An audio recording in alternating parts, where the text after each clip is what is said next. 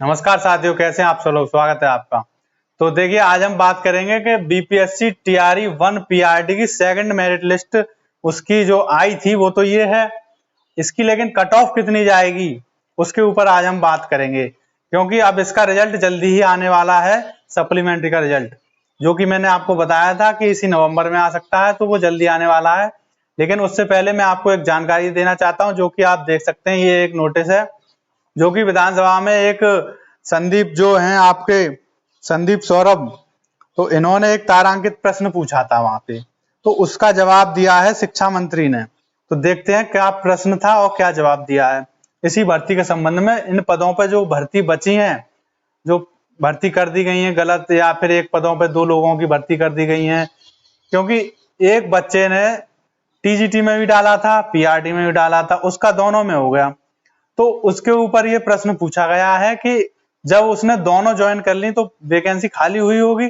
अगर उसने पीआरडी छोड़ दी, टीजीटी में हो गया या पीजीटी में, तो टीजीटी का भी उसने स्थान घेर लिया और पीआरडी का भी। तो उसके ऊपर अब क्या कार्रवाई की जाएगी, या फिर जो पद बच गए हैं, एक के ऊपर 3 लोग, एक व्यक्ति 3 सीट घेर के बैठा है, तो वो जाएगा तो एक में ही। अगर पीआरटी में आएगा तो टीजीटी और पीजीटी की खाली हो जाएगी। अगर पीजीटी में जाएगा तो टीजीटी और पीआरटी की खाली हो जाएगी। तो वही पीआरटी में तो सबने ही डाला था तो यही, लेकिन बीएड वाले नहीं डाल सकते। लेकिन ज्यादातर लोगों ने पीआरटी का भी 2-2 सीट घेर के बैठ गए। तो देखते हैं, क्योंकि बहुत से लोगों पे बीएड और बीटीसी दोनों की डिग्री थी, इसीलिए वो उन लोगों ने 2-2 सीट घेर ली है। तो उसके ऊपर ये तारांकित जो प्रश्न है, ये जो पूछा था, इसको मैं आपको बता रहा हूं क्या पूछा था। तो प्रश्न था ये कि क्या यह सही है कि बिहार लोक सेवा आयोग द्वारा आयोजित शिक्षक भर्ती टीआरई 2023 के लिए घोषित परिणाम में एक ही अभ्यर्थी का कई पदों पर रिजल्ट देना, क्या ये सही है? एक ही अभ्यर्थी का कई पदों पर रिजल्ट देना। दूसरी बात, पूर्व से नियोजित शिक्षकों को भी नए घोषित रिक्त पदों में शामिल करना। जो पूर्व में शिक्षक हैं उनको भी नए पदों में ही शामिल कर लिया। न्यूनतम योग्यता प्राप्त अभ्यर्थियों को सीट रिक्त होने पर भी अंतिम परिणाम में शामिल नहीं करने जैसी कई त्रुटियां सामने आई हैं। जिसके न्यूनतम अंक प्राप्त थे उनको भी नहीं लिया है। तो ऐसी कई त्रुटियां सामने आई हैं, जिससे हजारों शिक्षक अभ्यर्थियों में निराशा है। तो ये प्रश्न पूछा था, इसके संबंध में जो जवाब दिया है शिक्षा मंत्री ने वो ये है। तो बिहार लोक सेवा आयोग द्वारा प्रतिवेदित किया गया है कि घोषित परीक्षा फल मेधा सूची पर आधारित है, मतलब ये कट ऑफ पे आधारित है जो कि ये दी है। ठीक है। अब इसमें ये कहा है इन्होंने, किसी भी अभ्यर्थी द्वारा एक से अधिक वर्ग के लिए अध्यापक नियुक्ति हेतु परीक्षा फॉर्म भरने के पश्चात यदि उन्हें एक से अधिक वर्ग के मेधा सूची में स्थान किए गए हैं तो उनका परीक्षा फल एक से अधिक वर्ग के लिए प्रकाशित किया गया है। अगर उनने एक से अधिक पदों पर डाला है तो उनका एक से अधिक पदों पर ही परीक्षा फल दिया गया है, ये वो स्वीकार कर रहे हैं। विज्ञापन के अनुसार नियोजित शिक्षक जो शिक्षक भर्ती की आवश्यक शर्तों को पूरा करते हैं, वैसे अभ्यर्थी भी फॉर्म भरने के लिए योग्य थे। क्योंकि जो जैसे पूर्व में नियोजित शिक्षक थे या फिर जिन लोगों ने पीआरटी में भी डाला, टीजीटी में, तो वो दोनों भर्ती के लिए एकदम योग्य थे, इसीलिए उनका दोनों ही भर्ती पर रिजल्ट घोषित किया गया है।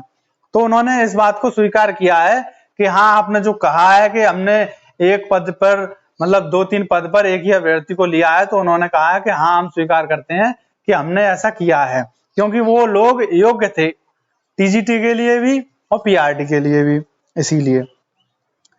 तो उसको ध्यान में रखकर न्यूनतम कट ऑफ परीक्षा फल प्रकाशित किया गया है, ये बात उन्होंने कह दी। अब दूसरा सवाल उन्होंने ये किया है कि चलो ठीक है, आपने ये कर दिया, तो ये बताइए कि यदि उपयुक्त खंड का उत्तर स्वीकारात्मक है, मतलब आप स्वीकार कर रहे हैं, क्योंकि उन्होंने स्वीकार कर लिया पहला प्रश्न, तो क्या सरकार उक्त परिणामों की त्रुटियों को दूर करने, मतलब कमियों को दूर करने के लिए न्यूनतम योग्यता प्राप्त अभ्यर्थियों से शेष रिक्त पदों के लिए सेकंड लिस्ट जारी करने पर विचार रखती है या नहीं?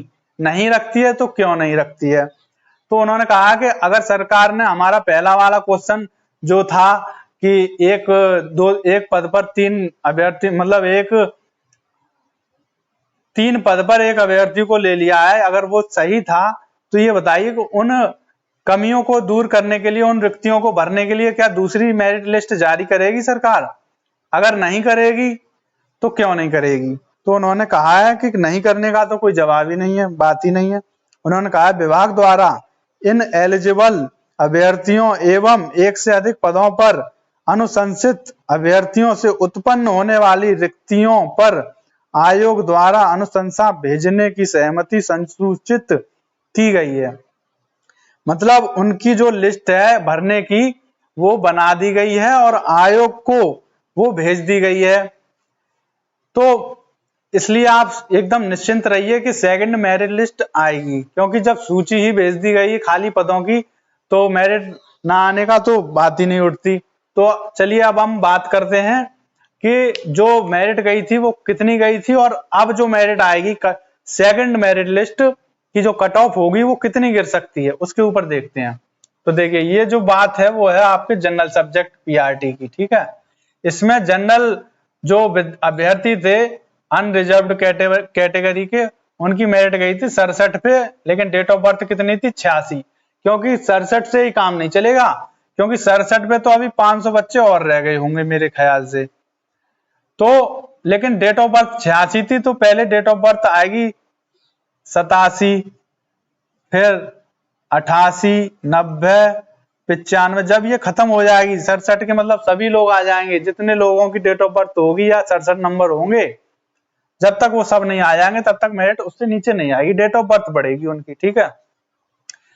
तो सबसे पहले बात करते हैं इसी की कि ये कितनी मतलब डाउन हो सकती है। तो ये 2 नंबर आराम से डाउन होगी, क्योंकि 67 के अब ज्यादा विद्यार्थी नहीं बचे हैं, ज्यादा 100 या 200 ही बच्चे होंगे। उसके बाद सीधे 66 पे आएगी, 66 के बाद 65 पे आएगी। तो 2 नंबर डाउन जब ये होगी तो ये आ सकती है आपकी 65 पे। तो जनरल की कट ऑफ रुक सकती है 65 पे।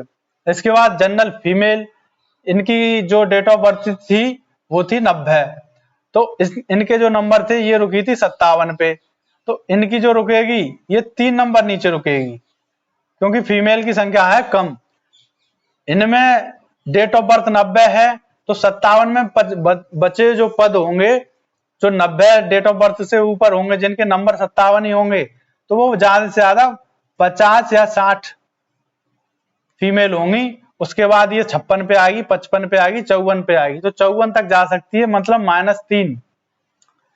और ये 54 भी निश्चित नहीं है, लेकिन -3 से नीचे हम नहीं कह सकते, क्योंकि पदों की संख्या ज्यादा नहीं है, क्योंकि इतनी कैटेगरी हैं और हर कैटेगरी की मेरिट डाउन होगी, हर कैटेगरी के पद बचे हुए हैं, इसीलिए सब कैटेगरी से 1 या 2 नंबर की मेरिट ही डाउन होगी। वो एकदम पक्की न्यूज है, ये नहीं है 4 नंबर डाउन हो जाए या 5 नंबर, वो नहीं। लेकिन पक्की न्यूज यही है कि जैसे ये अनरिजर्व्ड फीमेल है, इनकी 3 नंबर डाउन हो जाएगी पक्की। अब आते हैं ईडब्ल्यूएस। ईडब्ल्यूएस इसकी जो मेरिट रुकी है वो थी 56 पे और डेट ऑफ बर्थ थी 1995। तो 1995, अब ये आप सोच सकते हैं कि 56 है तो 56 पे तो और भी बच्चे रह गए होंगे, तो उनका तो आ ही जाएगा, क्योंकि डेट ऑफ बर्थ की बात है। तो 56 वाले तो बिल्कुल निश्चिंत हो जाए जिनके 56 नंबर हैं। उसके बाद ये कितनी और गिरेगी, तो इस पे -2 लगा लीजिए आप। ईडब्ल्यूएस की वैकेंसी है ज्यादा, मतलब बच्चे भी ज्यादा हैं और वैकेंसी भी ज्यादा है, तो इसकी मेरिट ज्यादा नहीं गिरेगी। 56 तो होंगी, 56 पे ही बहुत हो जाए, उसके बाद 1 या 2 नंबर गिर सकती है बस। तो ईडब्ल्यूएस में ज्यादा नहीं गिरेगी मेरिट। अब आते हैं फीमेल। इस फीमेल में भी 3 नंबर की गिरेगी आराम से, इनकी ज्यादा गिर जाएगी। 48 है और इनकी डेट ऑफ बर्थ है 1999। तो 99 से आराम से ये तो पूरी हो जाएगी 48 वाली। इसके बाद 3 नंबर और गिरेगी, 45 तक आ जाएगी। ईबीसी एक्सट्रीमली बैकवर्ड क्लास जो है, इसकी रुकी थी 55 पे और डेट ऑफ बर्थ थी 96, 1996।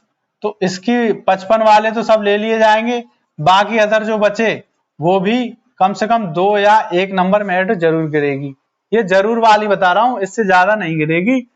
1 नंबर भी गिर सकती है और 2 नंबर तो बहुत ही रेयर चांस है, 1 नंबर पक्की गिरेगी आपकी, क्योंकि ये डेट ऑफ जिनके 55 है वो तो सभी आ ही जाएंगे क्योंकि इसकी जो वैकेंसी खाली है वो 5,000 प्लस 10,000 जो फर्जी बचे हैं वो उनकी, तो 15,000 के लगभग आएगी इसीलिए।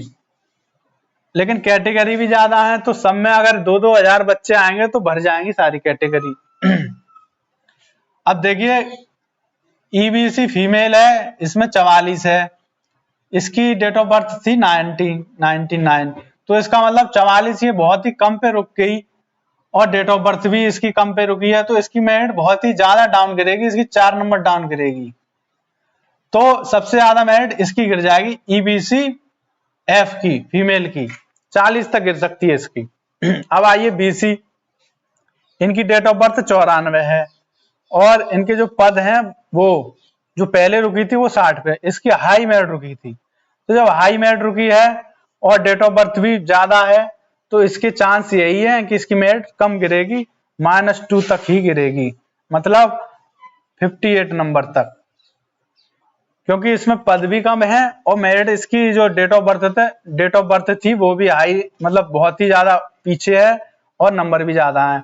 अब आते हैं बीसी फीमेल की, तो जो फीमेल है इनकी डेट ऑफ बर्थ थी 93, तो 93 मतलब रुकी और 50 पे मतलब कम पे रुकी है ये, तो इनकी मेरिट भी -4 और गिरेगी, क्योंकि इसमें पद हैं ज्यादा थोड़े और मतलब मेरिट रुकी है कम पे, तो इसकी मेरिट और ज्यादा गिरेगी। 50 के बाद मेरिट एकदम से गिरती जाती है बहुत ही ज्यादा, तो इसकी 4 पे गिर गई। अब आते हैं एससी पे, इनकी रुकी थी डेट ऑफ बर्थ 2001 पे और नंबर थे 47, तो इसकी जो मेरिट रुकेगी एससी, ये मेल हैं, तो इसकी जो मेरिट रुकेगी वो आपकी -2 ही रुकेगी, ज्यादा नहीं।